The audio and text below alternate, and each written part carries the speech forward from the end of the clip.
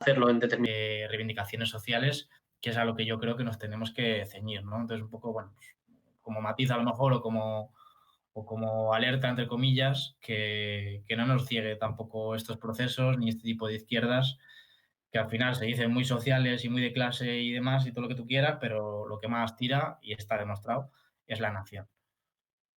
Ya está, esa era mi intervención. Había pedido la mano. Pues mira, Ramón desea hablar. Adelante, Ramón.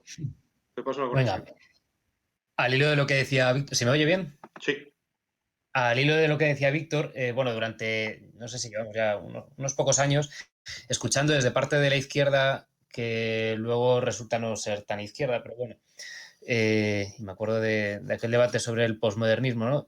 Hay gente de izquierdas que está siempre diciendo que es que, claro, debido a que la gente de izquierdas, de la izquierda radical, somos de tal manera, pues entonces la clase obrera acaba votando a Vox. Bueno, esa falacia que los datos desmienten, pero que igual tiene parte de realidad. Vamos a ver. Es verdad que gente que podría votar a partidos de izquierdas perfectamente por su condición social y económica, pues se siente alejada, ¿no? Quizás no del PSOE, pero sí de la izquierda con la que nos podemos sentir más identificadas, ¿no? Quienes estamos aquí. Y efectivamente los resultados de los partidos de izquierda más a la izquierda del PSOE son pobres para lo que podría ser, dadas las condiciones socioculturales de buena parte de la población española. Y yo no pienso que sea tanto porque no se hable de la patria o porque no se defienda a los toros o porque seamos feministas y ecologistas, sino que a lo mejor hay un punto de motivo, de razón de todo esto, una causa en que en esa seducción que nos genera toda la izquierda abertzale, la izquierda independentista catalana, esa simbología que vemos ahí, incluso con un puntito de apología de la violencia, que nos gusta eso de que haya un arma y no sé, y de que se quemen cosas, porque parece que así se es más revolucionario, y parece que se es más revolucionario cuando se va contra la patria que estamos sufriendo nosotros, claro, que es la patria española. Entonces, quizá no es tanto reivindicar la patria española como dejar de seguirles la corriente a quienes están reivindicando patrias por su lado, porque a lo mejor, por un lado, porque es buscarse compañeros de viaje que son complicados, como bien decía Víctor, en el caso de Torra, y también porque igual para las personas que son nuestro público objetivo, y estoy pensando ya en propaganda, ¿no? Quizás nos aleja de la gente. Quizás hay mucha gente que dice, pero si es que no quiero irme con estos que están... No que sean socios, como dice la gente del PP, ¿no? Que los socios de legislatura y todo eso. Pero bueno, igual sí. Igual eso cala también, ¿no? Igual no gusta tampoco que seamos tan parecidos a veces a las CUP o a la izquierda Berchale y que, sin embargo, de la nuestra pasemos. A lo mejor hay que pasar de todas. Y esa es mi aportación. Bueno, hola, soy Cristina.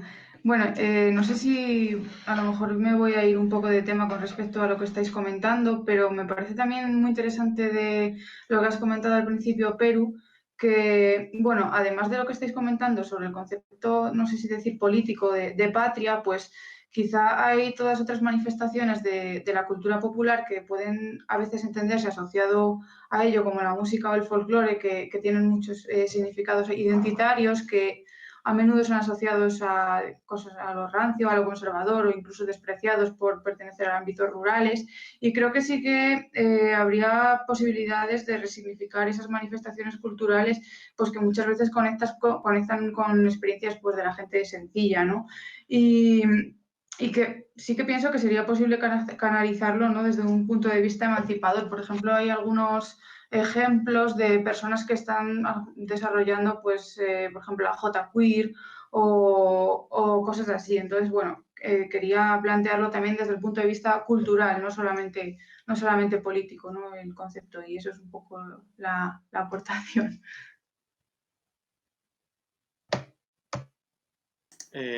Pues sí, al hilo de lo que dice Chris, yo creo que sí que sí que es evidente que hay esas referencias, ¿no? De lo popular relacionado con ese sentido patriótico o como lo queramos decir, ¿no? A mí se me ocurre que, por ejemplo, yo creo que ninguna estaríamos en contra, ¿no?, de utilizar, por ejemplo, un concepto también con una historia revolucionaria, digamos, ¿no?, emancipadora, ¿no?, como es el de la reivindicación de la tierra.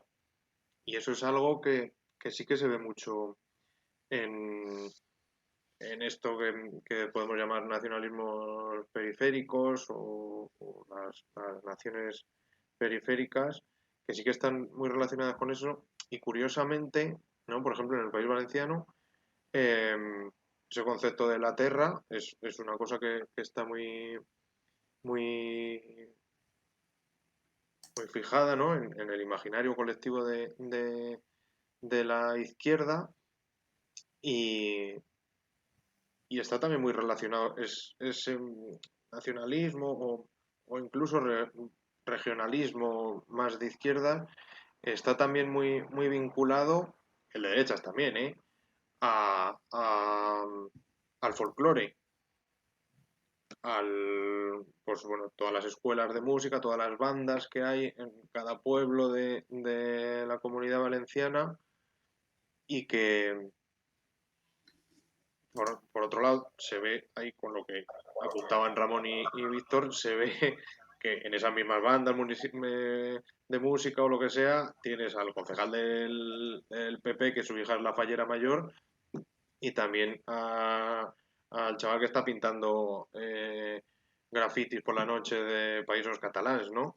Pero sí que tiene esa relación con lo más popular y con la gente sencilla, ¿no? Que quizá aquí se nos escapa un poco porque al final da la impresión de que aquí cualquier reivindicación, por un lado, nos lleva al mismo centralismo, ¿no?, que yo creo que incluso el propio Podemos lo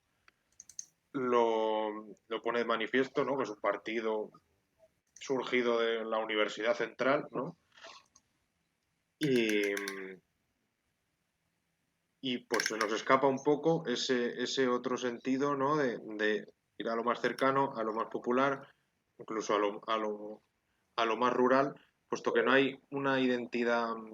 Se me ocurre que en Guadalajara, por ejemplo, el agua, ¿no? Pero no deja de ser también una identidad contra algo, ¿no? Siempre contra Murcia en este caso, aunque sea una reivindicación. Bueno, le doy paso a Cris y Mario.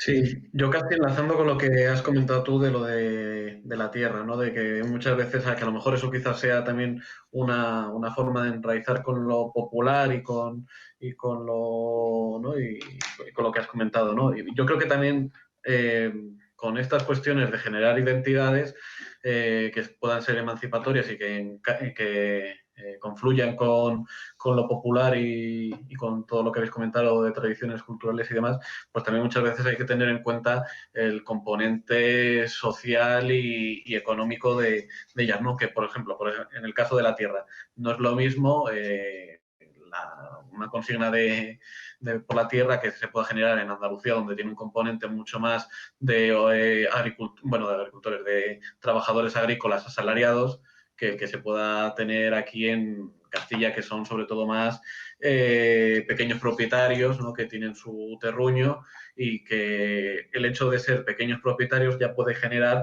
en sí una inercia reaccionaria, ¿no?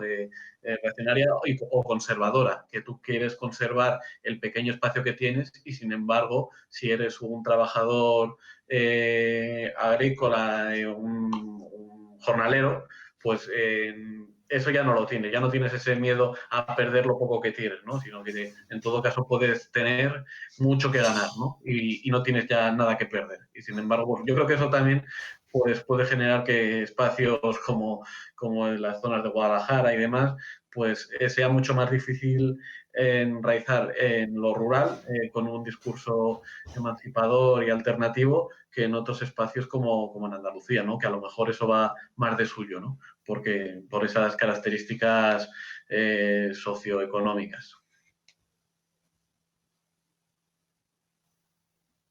Bueno, yo creo que una de las formas que tiene la izquierda de reconectar con la tierra y con la gente del ámbito rural es a través del ecologismo actual.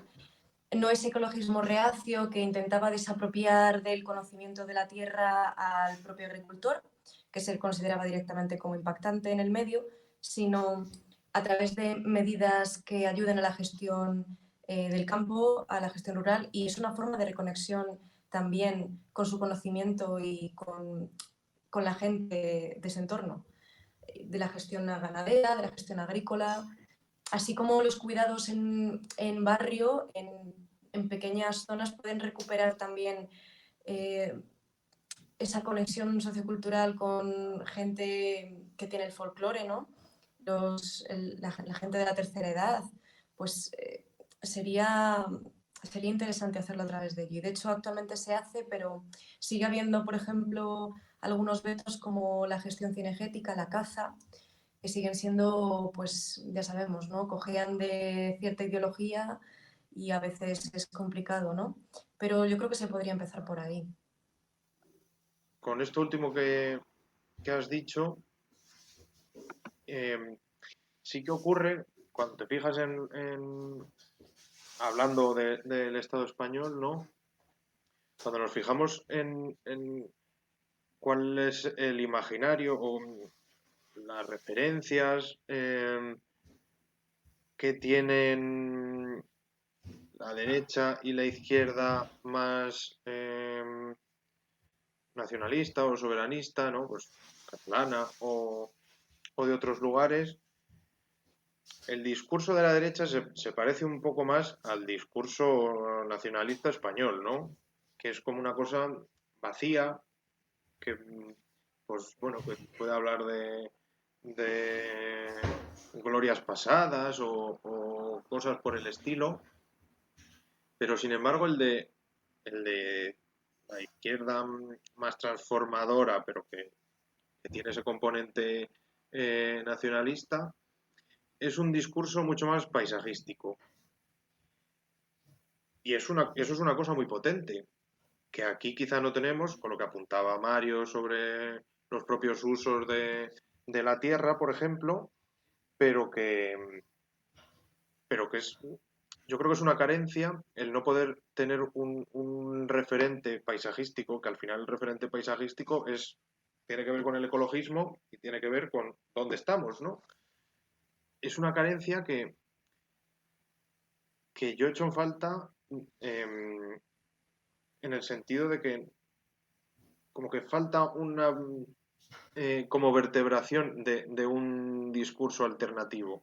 Ese paisajismo que podríamos llamar, que no es otra cosa que en lugar de pintarnos como clase obrera, que sí que tienes el paisaje de la fábrica, pero poco más allá, o el paisaje de la pobreza, el pintarnos en un paisaje que es la tierra en la que nos encontramos y que al final es pues la tierra más cercana que tenemos, ¿no? Y doy paso a Pimpi. Hola, ¿qué tal? Pues un poco a raíz de lo último que comentaba Raquel y también lo que comentabas tú ahora, de enraizarnos, yo llevándolo a mi terreno y además casualmente esta tarde he podido también asistir a una conferencia de una artista que se llama Lucía Loren, no sé si la conocéis, y bueno, es una mujer, es joven además y trabaja sobre todo en la Sierra de Madrid, en un pueblecito que vive ahí, y trabaja muchísimo esto de enraizarse, ¿no? Y de sentir el paisaje, y de sentir el pueblo y las zonas rurales, y de sentir ese cariño y ese amor y esa pertenencia. Entonces, ella sobre todo trabaja con la gente de los pueblos. Y yo creo que también nos falta mucho de eso, ¿no? El sentirnos parte de algo y el valorar nuestro entorno y nuestra tierra. Y también comentabais que se puede hacer a través de la tierra como tal o del ecologismo, y yo también apunto que se puede hacer a través del arte.